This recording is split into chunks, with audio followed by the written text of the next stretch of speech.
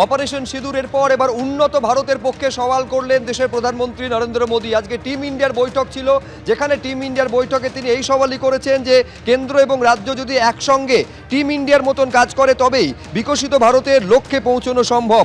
উন্নয়নের গতি বাড়াতে হবে, কেন্দ্র ও রাজ্য একসঙ্গে কাজ করলে কোনো লক্ষ্যই অসম্ভব নয়।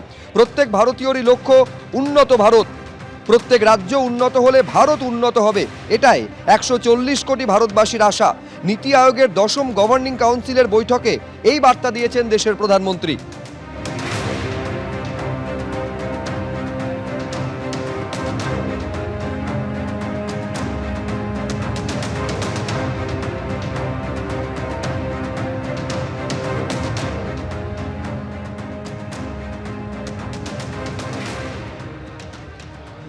সমস্ত রাজ্যের মুখ্যমন্ত্রীদের সঙ্গে বৈঠক, নীতি আয়োগের বৈঠক পূর্ব নির্ধারিত ছিল, কিন্তু সেই বৈঠক বয়কট করলেন এ রাজ্যের মুখ্যমন্ত্রী মমতা বন্দ্যোপাধ্যায়। তিনি অনুপস্থিত রইলেন। মুখ্যমন্ত্রী মমতা বন্দ্যোপাধ্যায় নীতি আয়োগের 10ম গভর্নিং কাউন্সিলের আজকের যে বৈঠক তা বয়কট করেছেন, তিনি অনুপস্থিত থেকেছেন। সব রাজ্যের মুখ্যমন্ত্রীদের নিয়ে প্রধানমন্ত্রীর সভাপতিত্বে বৈঠকে গড়হাজির মমতা বন্দ্যোপাধ্যায়। গত বছর আপনারা জানেন যে নীতি আয়োগের বৈঠকে তাকে কথা বলতে দেওয়া হয়নি, এই অভিযোগ তুলে মাঝপথেই তিনি বেরিয়ে আসেন। মাইক 5 মিনিট পরে বন্ধ করে দেওয়া হয়েছিল বলে অভিযোগ করেন তিনি, এবং তারপর গত বছর বৈঠক ত্যাগ করেন এবং তারপর আজকের বৈঠক বয়কট করলেন মমতা বন্দ্যোপাধ্যায়। দেখাবো আপনাদের গত বছর মাঝপথে নীতি আয়োগের বৈঠক থেকে বেরিয়ে এসে কি অভিযোগ করেছিলেন তিনি। You are empowered. You have to take care of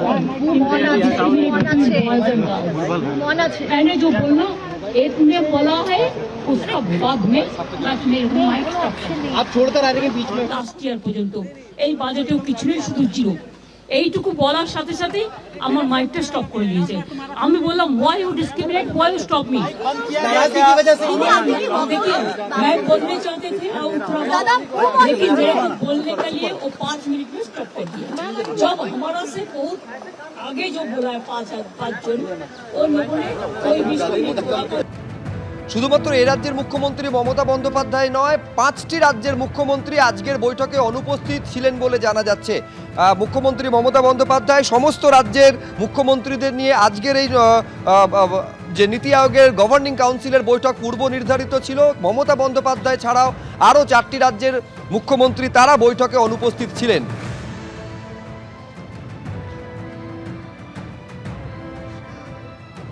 এর আগের বার মুখ্যমন্ত্রী বৈঠক শেষে বেরিয়ে এসে বলেছিলেন যে তিনি যখন কথা বলছিলেন তার মাইক অফ করে দেওয়া হয়েছিল।